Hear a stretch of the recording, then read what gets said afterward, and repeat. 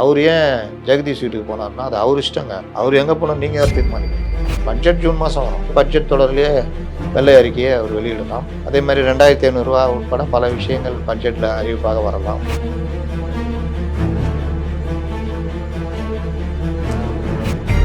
ஏய் சிங்கப்பெண் வந்துட்டாங்கப்பா அப்படின்ட்டு தூக்கி ட்ரெஸ் எல்லாம் போட்டு அமுச்சு விட்டா எல்லாம் பயந்து ஓடிடுவாங்களா? பெண்கள் குழந்தைகளுக்கு எதிரான குற்றம்னா என்னது? இந்த மாதிரி விஷயங்கள் தடுக்கிறதுக்கு ஏற்கனவே சிஸ்டம் இருக்குல்ல, அந்த சிஸ்டத்தை நீங்கள் இன்னும் கொஞ்சம் ஸ்ட்ராங் வேணால் பண்ணலாம்.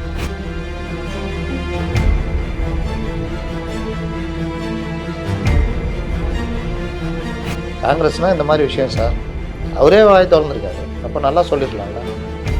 காங்கிரஸ்ன்னு கேட்டிருக்காரு. எதுக்கு காங்கிரஸ்? நிதியமைச்சர்கிட்ட பேசியிருக்காரு. அவங்க சில விஷயங்கள்லாம் சொல்லியிருக்காங்க. போன கவர்மெண்ட் வந்து எல்லாத்தையும் எங்கள்கிட்ட கொடுன்னு பிரச்சனை பண்ணதான் இது. இந்த மாதிரி இருக்காமல் நீங்கள் முறையாக இது பண்ணுங்கள், நம்ம இறங்கி இணைஞ்சு பண்ணலாம் அப்படின்ற மாதிரி சொல்லியிருக்காங்க. நேற்று கூட ராஜ்மோகன் சொல்லியிருக்காரு, எங்கள் டிஎன்ஏலேயே இருமொழி கொள்கை இருக்குன்னு. அது இருமொழி கொள்கை எங்கள் கொள்கைன்னா அதை வச்சுக்கோங்க, அது வேறு. ஆனால் பள்ளிகளில் அதை கொண்டு வராதீங்க. ப்ரைவேட் ஸ்கூல் ஃபுல்லாக 3 மொழி, சிபிஎஸ்சியில் எல்லாம் 3 மொழி, இங்கே மட்டும் 2 மொழின்னா இந்த பசங்க எப்போ அப்டேட் ஆகும்? உங்கள் ஆரோக்கியத்தின் ஊற்று நண்பன் ஹெல்தி ஸ்வீட் ஃப்ளோர், உடனே ஆர்டர் செய்யுங்கள். 4ஆம் துண் நேயர்கள் அனைவருக்கும் வணக்கம். இன்று நம் நிகழ்ச்சியின் சிறப்பு விருந்தினர் ஊடகவியலாளர் முத்தலீஃப் அவர்கள் இணைந்துள்ளார். வணக்கம் சார். வணக்கம். விஜய் அவர்கள் டெல்லி பயணம், அதாவது முதலமைச்சராக பதவியேற்று முதல் முறை பிரதமர் அவர்களை சந்தித்துட்டு வந்திருக்காரு. அதுலேயே பல விமர்சனங்கள், செய்தியாளரை சந்திக்கல, ஏன் ராகுல் காந்தி அவர்களை சந்திக்கல அப்படின்ற மாதிரியான விமர்சனங்கள். அதற்கிடையில இந்த சிங்கப்பெண் அதிரடி படை அந்த திட்டத்தை ஏன் இன்னும் துவங்காம இருக்காரு அப்படின்ற கேள்வியும் இருக்கு. என்ன காரணம் சார்? அதாவது பிரதமரை பார்க்க போகிறது வந்து ஒரு நிகழ்வு. அதில் இவர்கள் நான் பிரதமரை பார்க்குறேன், உள்துறை அமைச்சரை பார்க்குறேன், நிதி அமைச்சரை பார்க்குறேன், இல்லை வேறு யாரை சந்திக்கிறேன்றத ஒரு ப்ரோட்டோகால், அந்த இது என்னென்ன ப்ரோக்ராம் நடக்குதுன்றதை லிஸ்ட்டு கொடுத்துட்டாங்கன்னா செய்தியாளர்களுக்கு மற்றவங்க ஈஸியாக இருக்கும். அதுலேயும் ஒரு தெளிவான இது கிடையாது. இவர் பிரதமரை போய் பார்த்தாரு. பிரதமரை பார்த்ததில் அதிகபட்சம் 10 நிமிஷம் தான் பேசியிருக்காங்க. நேற்று கூட ஒரு வாசகர் போட்டிருந்தார், அங்கே இருக்கிற பத்திரிகையாளர் 30 நிமிஷம் ஒருத்தர் சொல்லியிருக்காருன்னு. 30 நிமிஷம் சொன்னார்னா ஏன் 10 நிமிஷம்னு சொல்லிட்டு ஊரில் இருக்க எல்லாருமே சொல்கிறாங்க. இதுவரை சந்தித்த முதல்வர்களையே குறைந்த நேரம் சந்தித்த முதல்வர் இவர் தான் ஏன் சொல்ல போகிறாங்க? 10 நிமிடம் இருந்திருக்காரு. 7 நிமிஷம் தான் அங்கே பேச்சுவார்த்தையே போயிருக்குது. அதுலேயே அவர் வந்து சில விஷயங்கள் கேட்டிருக்காரு. காங்கிரஸ் எதுக்காக அப்படின்னு, எவ்வளோ உங்களுக்கான வாய்ப்புகள் இருந்தபோது எது காங்கிரஸ் நோக்கி போனீங்க? அதெல்லாம் இவர்கிட்ட பதில் இல்லை. இவர் அதை எதிர்பார்க்கல. இன்னொன்று, ஃபஸ்ட்டு சந்திப்புலேயே கவர்ந்துடணும், நமக்கான தேவைகள், தமிழ்நாட்டுக்கான விஷயங்கள்லாம் பேசிடணும். இவர் அதுக்கேற்ற ஆட்களை கூட்டு போகணும், அதிகாரிகளை கூட்டு போகணும். அதுவும் இல்லை. இவருக்கு ஆங்கிலம்லாம் பிரச்சனையே இல்லை, நல்லா சரளமாக பேசக்கூடியவர். பிரதமர்கிட்ட பேசுறதுலேயும் பிரச்சனை இல்லை. ஆனாலும் ஏன் 7 நிமிஷம்னு தெரியல. வெறும் அந்த மனுவை மட்டும் கொடுத்துட்டு கன்சிடர் பண்ணுங்கள் சார்னு சொல்லியிருப்பார் போல். பிரதமர் அதுக்கு மேலே பேச்சு எதுவும் வளரல. இவர் அதே மாதிரி இங்கே வழக்கமாக அப்படியே ரிசீவ் மட்டும் பண்ணுவார்ல, அந்த மாதிரி பிரதமர்கிட்ட போய் ரிசீவ் பண்ண மாட்டோமா, பேசு நல்லா இருக்கிறீங்க பிரதமர், 12வது வருஷம் வந்துட்டிங்களாமே, பேசுங்க அப்படின்னு உட்காந்தா முடியுமா? அவரும் கொஞ்ச நேரம் பார்ப்பார், ரைட் நமஸ்தே கிளம்புங்க பார்ப்போன்னு இருப்பார். அதனால் தேவையான இடத்துல தேவையான விஷயங்களை பேசணும், தேவையான உரிமைகளை கேட்டு வாங்கணும். பேச்சுவார்த்தையிலே பல விஷயங்களை சாதிக்க முடியும். அதெல்லாம் பல முதலமைச்சர்கள் உதாரணமாக இருந்திருக்காங்க. அதற்கு பிறகு அமித்ஷா பிரச்சனை வந்து அவர் டேட்டெல்லாம் மாறினதுனால, அவர் குஜராத்தில் ப்ரோக்ராம் இருக்கிறதுனால தரலன்னு அவங்களே சொல்லிட்டாங்க. நாங்கள் வந்து மறுக்கலை, ஆனால் இந்த மாதிரி ப்ரோக்ராம் இருந்தது அதுன்ட்டாங்க. அதில் என்ன பிரச்சனைன்னு தெரியல. ஆனால் இப்படிலாம் சொன்னவர் எதுக்கு கேரளா சீஃப் மினிஸ்டர், அதுவும் காங்கிரஸ்காரை வந்து ரொம்ப நேரம் உட்கார வச்சு பேசியிருக்காரு அப்படின்னு. ஒருவேளை அவர் ஏற்கனவே கேட்டு இருக்கலாம் அப்படின்னு சொல்கிறாங்க. அதனால் அந்த யூகங்களுக்கெல்லாம் நம்ம பதில் சொல்லிட்டு இருக்க முடியாது. ஆனால் பிரதமரோட ரொம்ப நேரம் பேசியிருக்கணும். அவர் பேசி பல விஷயங்களை பேசியிருக்கலாம், அதை தவிர்த்துட்டார், மிஸ் பண்ணிட்டாருன்னு சொல்லலாம். நிதியமைச்சர்கிட்ட பேசியிருக்காரு, அவங்க சில விஷயங்கள்லாம் சொல்லியிருக்காங்க. திட்டங்கள் இப்படி தான் வரும், நீங்கள் கரெக்டாக அதுக்கான இதெல்லாம் கரெக்டாக பாஸ் பண்ணிங்கன்னா நிதியை நாங்கள் ஒதுக்கிடுவோம். போன கவர்மெண்ட் வந்து எல்லாத்தையும் எங்கள்கிட்ட கொடுன்னு பிரச்சனை பண்ணதான் இது. அந்த மாதிரி இருக்காமல் நீங்கள் முறையாக இது பண்ணுங்கள், நம்ம இறங்கி இணைஞ்சு பண்ணலாம் அப்படின்ற மாதிரி சொல்லியிருக்காங்க. எப்படி அந்த ப்ராசஸ் நடக்குதுன்றதெல்லாம் சொல்லியிருக்காங்க. இவர் கேட்டிருக்காரு. ஏன்னா பட்ஜெட்டும் வரப்போகுது தமிழ்நாட்டில் சில வாரங்களில். அது எப்படி நம்ம எதிர்பார்க்கலாம்? தாவேக்கா கிட்ட இருந்து பட்ஜெட் வருதுன்னா அது எந்த மாதிரி எதிர்பார்க்கலாம் சார்? திமுக அதிமுகவை தாண்டி இப்போ எப்படி பார்க்கலாம்? ஏங்க வேறு யாராவது ஒரு புது கவர்மெண்ட், வேறு கவர்மெண்ட்டாக இருந்தால் இப்படி இருப்பாங்க அப்படி இருப்பாங்கன்னு சொல்லலாம். இவர் வந்து புதுசாக வந்திருக்காரு. இவர் இந்த சிங்கப்பெண்லேயே எனக்கு பெரிய காமெடி. எனக்கு மற்ற பத்திரிகையாளர்கள்லாம் இதை தொடவே இல்லை என்னன்னு தெரியல எனக்கு, இல்லை அதில் நாலேஜ் இல்லையான்னு தெரியல. பெண்கள் குழந்தைகளுக்கு எதிரான குற்றங்களை தடுக்க சிங்கப்பெண் அப்படின்னு பேர் வச்சிட்டா மட்டும் ஒன்றும் நடக்காது. அதே ஆட்கள் அதே இதுதான். பெண்கள் குழந்தைகளுக்கு எதிரான குற்றத்தடுப்பு பிரிவுனே ஒன்று இருக்குது தமிழ்நாட்டில். அது கிட்டத்தட்ட 5-6 வருஷமாக செயல்பட்டுக்கிட்டு இருக்குது.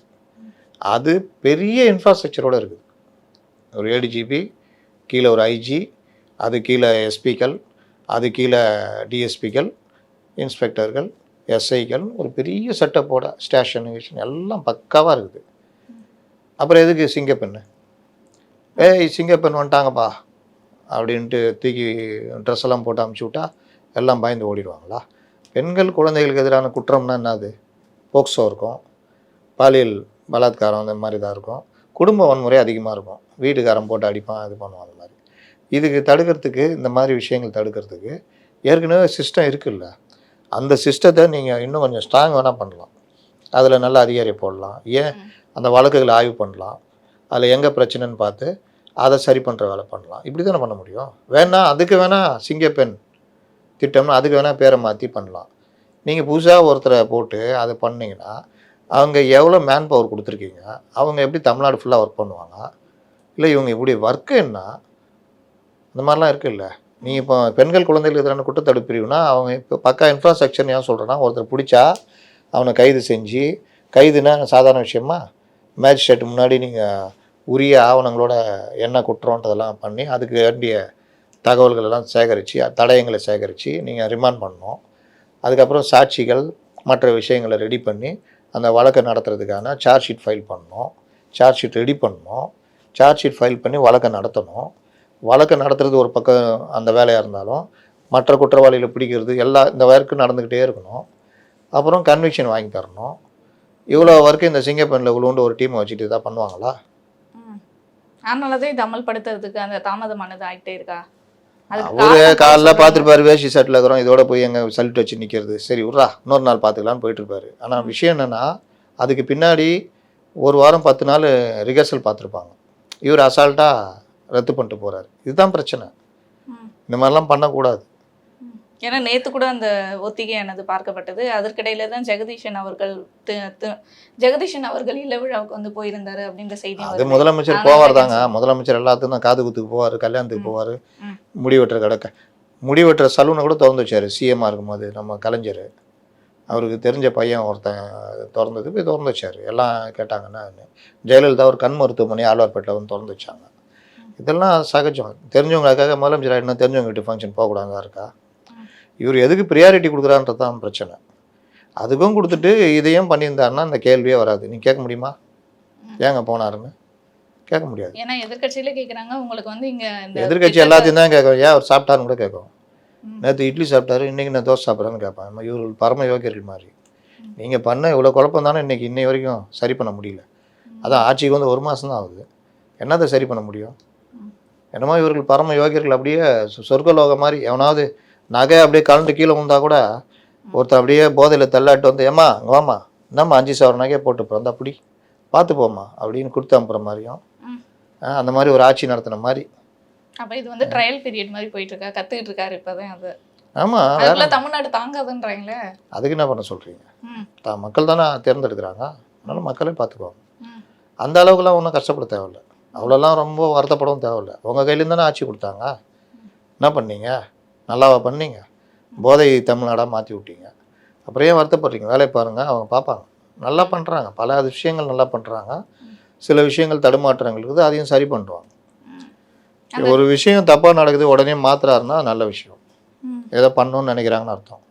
நீ வாட்டில் சொல்லு நான் அப்படி தான் இருப்பேன் அப்படின்னா தான் அயோக்கியத்தனம். அயன் கார்த்திகேயன் ஒருத்தர் ஃபேக்ட் செக் போட்டு 4 லட்ச ரூபா சம்பளம் கொடுத்து உட்கார வச்சுருந்தாங்க. ஊரே காரி துப்புச்சு. ஆனாலும் அவரை வச்சுக்கிட்டு பண்ணியிருந்தாங்களா இல்லையா? இந்த செந்தில்னு ஒருத்தர் இருக்கார், அவர் ஒரு பெரிய இதை கொடுத்து கவர்மெண்ட் வேலை மாதிரி போட்டு கொடுத்து பண்ணாங்களா இல்லையா? இவங்க எல்லாம் திமுக விசுவாசமாக பேசிக்கிட்டு இருந்தாங்களா இல்லையா? அப்போ அது பெரிய புகாராக வரும்பொழுது அரசுக்கு செலவு, அதை ஏன் தடுத்து நிறுத்தலை? இவர் ஒரு ஜோசியரை போட்டாருன்னு புகார் வந்தோன்னு உடனே ரத்து பண்ணிட்டார்ல. அந்த மாதிரி பண்ணாங்கன்னா நல்ல விஷயம்னா வரவேற்கணும், தப்பான விஷயம்னா சுட்டி காமிக்கணும். இதுதான் ஊடகத்திற்கு அழகு. அவர் ஏன் ஜெகதீஷ் வீட்டுக்கு போனார்னா அது அவர் இஷ்டங்க. அவர் எங்கே போனால் நீங்கள் யார் தீர்மானிக்கிறதுக்கு? அவர் ஏன் இங்கே வரலன்னு வேணால் கேளுங்க, இது ஏங்க ரத்து பண்ணாங்கன்னு வேணால் கேளுங்க. ஜெகதீஷ் வீட்டு போகிறதெல்லாம் கேள்வி கேட்கக்கூடாது, அதான் அவர் இஷ்டம். ஒருத்தர் பழக்கமாயிட்டாங்கிறதுக்காக நீங்கள் முதலமைச்சர் ஆகிட்டா பிறகு போக மாட்டான்னு முடிவு எடுப்பீங்களா? அது அவங்கவுங்க இஷ்டம். இதனையடுத்து இறுதியாக திமுக ஆட்சியில இருந்த அந்த வெள்ளை அறிக்கையை வந்து எப்போ விடுவார் விஜய் அவர்கள் அப்படின்னு நேற்று சொல்லிட்டாருங்க. பட்ஜெட் இதுவும் ரெடி ஆகிட்டு இருக்குது, இதுவும் ரெடி ஆகிட்டு இருக்குது. இரண்டும் ஒன்றாக எதிர்பார்க்கலாம் அப்போ ரெண்டுமே? அது தெரில. பட்ஜெட் ஜூன் மாதம் வரும். ஜூன்னா இப்போ ஆரம்பிச்சிடுவாங்க, அந்த தொடர் பட்ஜெட் தொடர் ஆரம்பித்து பட்ஜெட்டு இது பண்ணுவாங்க. டேட் மட்டும் அறிவிப்பார் சபாநாயகர். இதுக்கு 2 வாரம் டைம் கொடுக்கன்றாரு. அதனால் பட்ஜெட் தொடர்லேயே வெள்ளை அறிக்கையை அவர் வெளியிடலாம். அதே மாதிரி 2500 ரூபா உட்பட பல விஷயங்கள் பட்ஜெட்டில் அறிவிப்பாக வரலாம். இந்த சிலிண்டர் அது எல்லாமே. அப்போ இந்த திட்டங்கள் எல்லாமே அந்த பட்ஜெட்டில் வந்து எதிர்பார்க்கலாம்னு சொல்கிறீங்க? தாராளமாக எதிர்பார்க்கலாம். நீங்கள் சிங்கப்பெண் அதிரடிப்படையும் வந்து தூங்க ஆரம்பிச்சிடும். இதோட தூங்கவா அது ஒரு டேட் கொடுத்து பண்ணுவார். அது யூனிஃபார்ம் மாட்டின்னு ரீல்ஸ் எடுத்து சுற்றின்னு இருப்பாங்க. ஏற்கனவே தான் இருக்க பெண்கள் குழந்தைகளுக்கு எதிரான குற்றத்தடுப்பு பிரிவு, இவங்களும் போய் பிடிச்சி அதை எடுத்துக்கிட்டு சிங்கப்பெண்ணே அந்த பாட்டு வேறு போட்டாங்க முன்கூட்டியே. அதெல்லாம் போட்டு போவோம். எது நடக்குதோ அங்கே நாட்டுக்கு நல்லது நடந்தால் போதுங்க, ஒழுங்காக வேலையை பார்த்தா போதும். சும்மா இந்த போன ஆட்சியில் பெரிய பிரச்சனை இந்த ரீல்ஸ். இவர்கள் வந்து இவங்கள சொல்கிறாங்க, எத்தனை காவல்துறை அதிகாரி ரீல்ஸ் போட்டு சுற்றியிருந்தாங்க. இப்போ இந்த ஆட்சி மாறும்போது ஒருத்தர் ரீல்ஸ் போட்டார், எல்லா ரவுடிங்களையும் கூப்பிட்டு கான்ஃபரன்ஸ் வைக்கிறாராம். ரவுடிங்களை கூப்பிட்டு எவனா கான்ஃபரன்ஸ் வைப்பானா? அப்போ நீ வந்து விஜய் ஏமாத்த தானே பார்க்குற. முதல்வர் எப்படியாவது நம்மளோட பாராட்டி கொடுப்பாருன்னு பாராட்டி காத்திருப்பர் பட்டியல் மாற்றி விட்டாங்க. இவ்வளோ நாளாக அந்த ரவுடிங்களை நடவடிக்கை எடுக்கலையா? ஆட்சி மாறினோன்னு அவங்களெல்லாம் கூப்பிட்டு இனிமேல் ஒழுங்காக இருந்துக்கணும், அப்படியே கேட்டு அப்படியே ஒழுங்காக இருப்பான். சட்டப்படி நடவடிக்கை எடுத்தால் சட்டப்படி நடவடிக்கை எடுக்கணும். கருணை காட்டி மாற்றுற இடங்களை கருணை காட்டி மாற்றணும். மாற்று ஏற்பாடு பண்ணால் திருந்துவேன் அப்படின்றத மாற்று ஏற்பாடு பண்ணணும். ஜெமினின்னு ஒரு படம் வந்துச்சு பார்த்தீங்களா? அந்த படத்துடைய பிரதான கருத்து என்னது? 2 பெரிய தாதாக்கள், ஒருத்தன் சூழ்நிலைனால தாதாவாக இருப்பான், இவர் அவங்களே பொறுப்பாக படிப்பார், அவனை காலி பண்ணுற வேலை பண்ணுன்னு. கடைசியில் அவன் திருந்துறதுக்கு வாய் கொடுப்பார். 2 ஒருத்தனை காலி பண்ணுவாங்க, ஒருத்தனை திருந்த வைப்பாங்க. இதுதான் வாழ்க்கை. சட்டம் ஒழுங்கு அப்படி தான். இதுக்கு அந்த மத்திய அரசுக்கும் மாநில அரசுக்கும் உறவு எந்த அளவுக்கு இப்போ பலப்படுத்தப்பட்டிருக்கு சார்? ஒரு ஹெல்தியான பாலிடிக்ஸ் வந்து வர வாய்ப்பு இருக்கா? அந்த மத்திய அரசு மாநில அரசு உறவை பலப்படுத்த வேண்டிய பொறுப்பு 2 சைடும் இருக்குது. முக்கியமாக புதிய அரசுக்கு இருக்குது. ஐயா, நாங்கள் காங்கிரஸ் கூட இருந்தாலும் அரசு ரீதியாக உங்களோட நாங்கள் நல்ல உறவை வச்சுக்க விரும்புகிறோம், உங்ககிட்ட நல்ல ஒத்துழைப்பு எதிர்பார்க்குறோம், டபுள் இன்ஜின் சர்க்கார் மாதிரி நம்ம கொண்டு போகலாம் அப்படின்ற மாதிரிலாம் கொண்டு போகணும். சும்மா எடுத்ததுக்கெல்லாம் இந்த முருகின்னு பண்ணியிருந்தாங்களா, அந்த மாதிரிலாம் பண்ணியிருந்தா இன்னும் 10 வருஷம் பின்னாடி போயிடும் தமிழ்நாடு. ஏற்கனவே பின்னாடி போய்கிட்டு இருக்குது. இப்போ அந்த மாதிரிலாம் பண்ணாங்கன்னா சிக்கலாகும். அதுதான் நான் சொன்னேன், பிரதமரை பார்த்தப்போ அதுதான் பேசணும். பொண்ணு பார்க்க போகிறீங்க, மாமனார் கூப்பிட்றாரு, பையன் எப்படிம்மா வர சொல்லுமா நான் பேசணுமான்றாரு. அங்கே போயிட்டு இப்படி உக்காந்திங்கன்னா என்னம்மா பையன் எப்படிக்கிறான்றாப்புல. அங்கே போய் மாமா நான் அந்த மாதிரி மாமா ஒரு ஸ்டார்ட் அப் கம்பெனி தொடங்கியிருக்கேன், கூடி சீக்கிரம் அப்படி பண்ண போகிறேன், உங்கள் பொண்ணை கொடுத்தீங்கன்னா நான் அப்படி வச்சு பார்த்துக்குவேன் அவங்கள அப்படின்னு மனசை கவர்ற வேலையை வாய் தான், பேச்சு தானே. அந்த மாதிரி ஒரு முதல்வராக பிரதமர்கிட்ட இப்படி வேணும் சார், இந்த மாதிரிலாம் பண்ணணும். காங்கிரஸ்னால் இந்த மாதிரி விஷயம் சார், அவரே வாய் திறந்துருக்காரு, அப்போ நல்லா சொல்லிடலாம்ல. கியூம் காங்கிரஸ்ன்னு கேட்டிருக்காரு, எதுக்கு காங்கிரஸ் அப்படின்னு. அப்போ நான் என்ன சார் பண்ணுவேன், ஏடிஎம் கிட்ட தான் வந்தேன், அவங்க கையை விரிச்சிட்டாங்க, அப்புறம் நான் சஸ்டெயின் ஆகணும்ல சார். சரி சார், காங்கிரஸ் இருக்கிறாங்க, நான் வந்து உங்ககிட்ட ஒரு நல்ல அரசாக நான் இருக்க விரும்புகிறேன் சார், அவங்கள எங்கே வைக்கணுமோ அது பண்ணுவேன், எனக்கு நீங்கள் அது பண்ணி கொடுங்க. அது கொஞ்சம் திமுககாரங்கிட்ட பார்த்து கற்றுக்கணும். இல்லை காங்கிரஸ் நிலைப்பாடு எப்படி இருக்கு சார்? அவங்க எதுவும் சொல்லலையா நீங்கள் வந்து பாஜக கூட எங்கே க்ளோஸ்? காங்கிரஸ் கூட சேர்ந்தா முட்டு சந்து தான், முட்டு சந்து தான். என்ன நிலைப்பாடு? முட்டு சந்து இழுக்க பார்ப்பாங்க, அதை மீறி தான் இவர் கொண்டு போகணும். அவங்களோட காங்கிரஸ், இடதுசாரிகள், விடுதலை சிறுத்தைகள் ஆதரவு கொடுத்தா வாங்கிக்கணும், அவங்க பேச்செலாம் கேட்கக்கூடாது. ஏன்னா பக்கா பூமர்கள், பக்கா வாட்ஸ்அப் தலைவர்கள், அவர்கள் பேச்செல்லாம் கேட்டிங்கன்னா அவ்வளோதான். நல்ல அரசாக கொண்டு போகணும், ஜனங்களுக்கு நல்லதுன்னா. பிஎம்சி ஸ்கூல் வருது, அது கேவி கேந்திர வித்யாலயா இருக்குல்ல, அதோடைய அப்டேட் வெர்ஷனு, அது வந்தால் நம்ம பிள்ளைங்களுக்கு தான் லாபம். அவன் ஃபண்டு வேறு கொடுக்குறான். நவோதயா ஸ்கூலில் உள்ளே விட மாட்டேங்கிறீங்க. நவோதயா ஸ்கூல் வந்தால் மாவட்டத்துக்கு ஒரு ஸ்கூலு. இந்த சிலபஸ் எல்லாமே நீட்டு போட்டித் தேர்வுகளுக்கான சிலபஸ் அதில் இருக்கும். நான் வெளியில் 1.5 லட்சம் 2 லட்சம் கட்டி படிக்கிறத இதில் ஏழை பிள்ளைகள் ஈஸியாக படிக்கலாம். இதை இவர்கள் ஆய்வுன்னு சொல்லிட்டு பண்ணுறாங்க. நேற்று கூட ராஜ்மோகன் சொல்லியிருக்காங்க, எங்கள் டிஎன்ஏலேயே இருமொழி கொள்கை இருக்குன்னு.